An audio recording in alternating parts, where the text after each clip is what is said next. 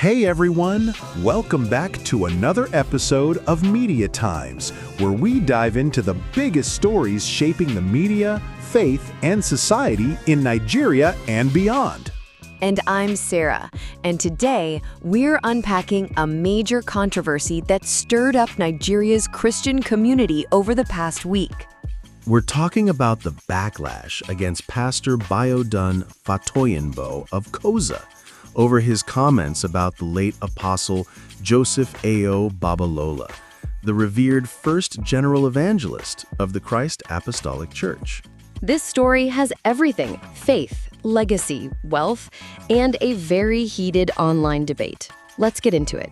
So here's the gist. In a recent sermon, now gone viral, Pastor Biodun Fatoyinbo called Apostle Babalola anointed, so anointed, but followed that up by saying, and I quote, "All the grace just went like that, because he had no money." He also recounted a rather supernatural story about a python drying up after crossing Babalola's leg, but it was the wealth comment that really lit the match. And let's not forget, he asked rhetorically, where are his children? Which many people, especially in the CAC community, found deeply offensive and dismissive. Exactly.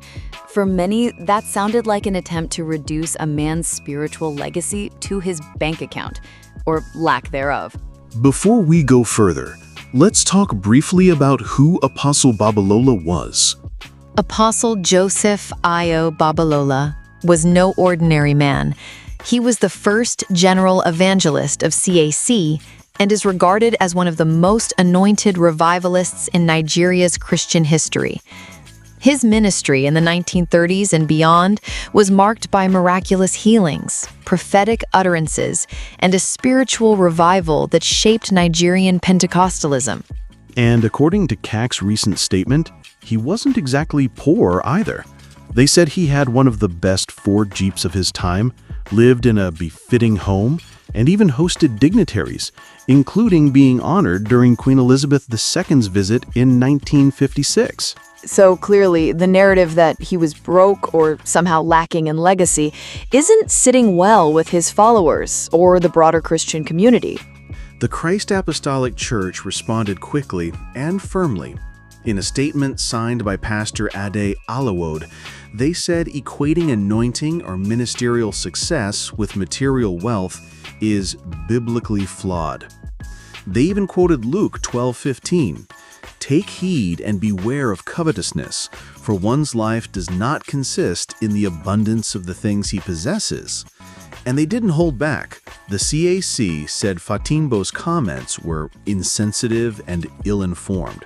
They emphasized that Babalola provided for many, including those beyond his biological children.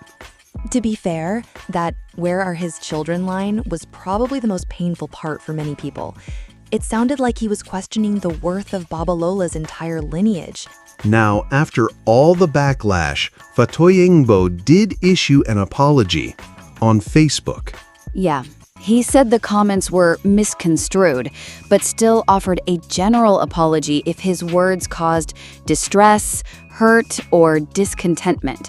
He also acknowledged Apostle Babalola as a spiritual father, and even stated that his own ministry benefits from Babalola's legacy.